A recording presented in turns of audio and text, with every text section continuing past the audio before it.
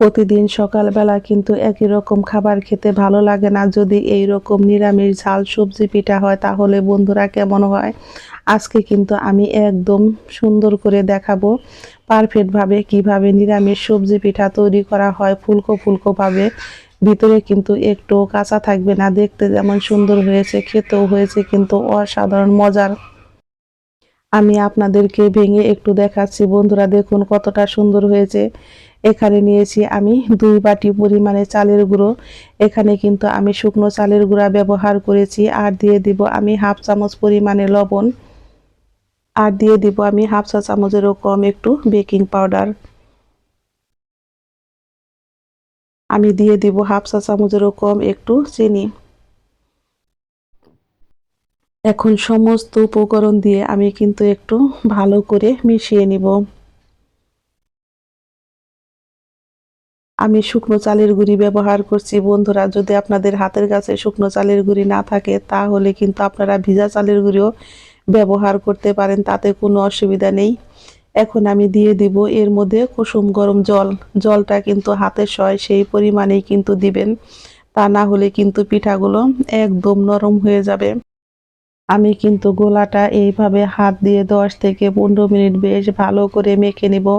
গোলাটা যত ভালো করে মাখা হয় পিঠাটা কিন্তু ততটাই পরিমাণে ভালো হয়, পরিমাণে সুন্দর হয়। আমি কিন্তু বাসায় সব সময় বলি, সবাই দেখি পিঠা হয় না অনেকের, কিন্তু আমি যে পিঠাগুলো বানাই বন্ধুরা আমার কিন্তু একটা পিঠাও নষ্ট হয় না। আর আমি কিন্তু গ্যারান্টি দিয়ে বলছি, আমার মতো যদি আপনারা এইভাবে পিঠা তৈরি করেন তাহলে কিন্তু আপনারা কখনো ফেল হবেন না।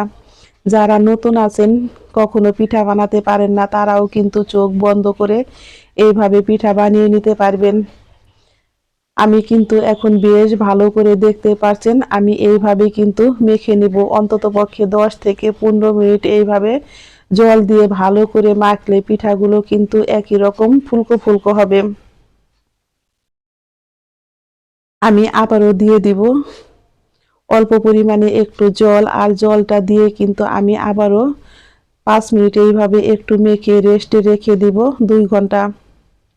আপনাদের হাতে যদি সময় না থাকে তাহলে এইভাবে মেখে কিন্তু আধা ঘন্টাও রেখে দিতে পারেন। আজকে আমি যেহেতু নিরামিষ সবজি তো পিঠা তৈরি করব, সেই জন্য এখানে নিয়েছি আমি 2 চামচ পরিমাণে আমি নিয়েছি অল্প কিছু পরিমাণে টমেটো, 2টা কাঁচামরিচ, অল্প কিছু পরিমাণে ধনিয়া পাতা কুচি, আর নিয়েছি আমি গ্রেট করে রাখা গাজর। আমি কিন্তু এইভাবে চালের গুঁড়িটা রেস্টে রেখে দেব 2 ঘন্টা। ফিরছি বন্ধুরা 2 ঘন্টা পর। দেখুন এটা কিন্তু ফুলে কতটা পরিমাণে সুন্দর হয়েছে। আপনারা যদি পারফেক্ট চিতই পিঠা বানাতে চান তাহলে হাতে একটু সময় নিয়ে এইভাবে গোলাটা রেডি করে নেবেন, তাহলে দেখবেন ঝটপট পিঠাগুলো কিন্তু সুন্দর হবে আর খেতেও হবে কিন্তু দুর্দান্ত মজার।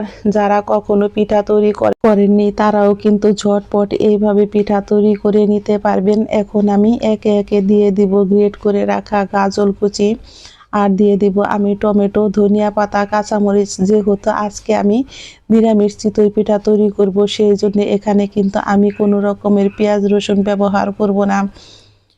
এখন আমি দিয়ে দিব তিল। তিলটা দেওয়াতে কিন্তু এই চিতই পিঠাটা 100 গুণ মজা হয়েছে বন্ধুরা, বলে বোঝাতে পারবো না, এতটাই পরিমাণে মজার হয়েছে। আমি কিন্তু সমস্ত উপকরণ দিয়ে আবারও বেশ ভালো করে একটু মেখে নিব। এই গোলাটার মধ্যে আমি কিন্তু আবারও দিয়ে দেব খুবই অল্প পরিমাণে একটু গরম জল।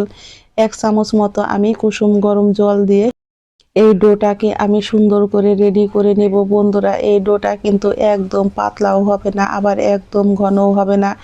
দেখে অবশ্যই বুঝতে পেরেছেন আমি কতটা পরিমাণে ঘন রেখেছি।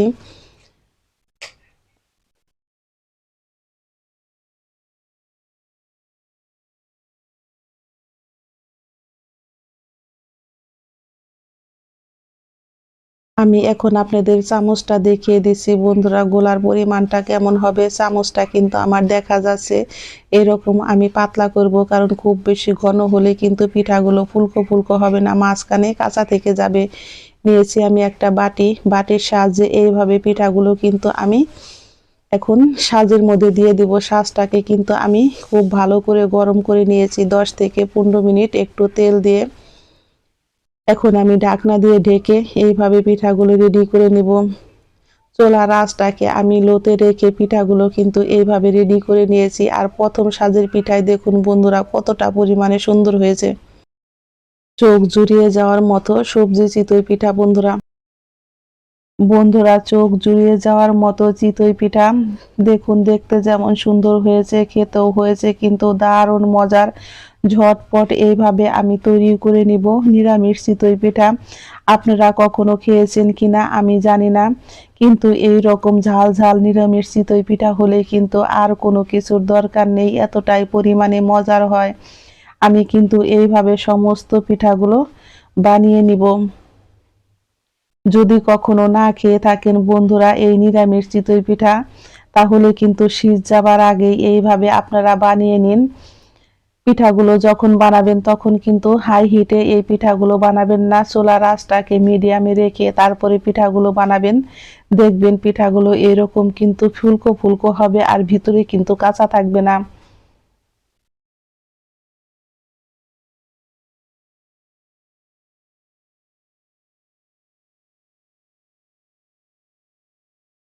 এই পর্যায়ে আমার পিঠার রেসিপি একটু যদি ভালো লেগে থাকে বন্ধুরা অবশ্যই লাইক করবেন, কমেন্ট করবেন, এবং যারা আমার নতুন বন্ধু আছেন তারা আমাকে একটা সাবস্ক্রাইব করতে ভুলবেন না। আমার নতুন এবং পুরাতন সকল বন্ধুদের জানাই আমি অসংখ্য ধন্যবাদ।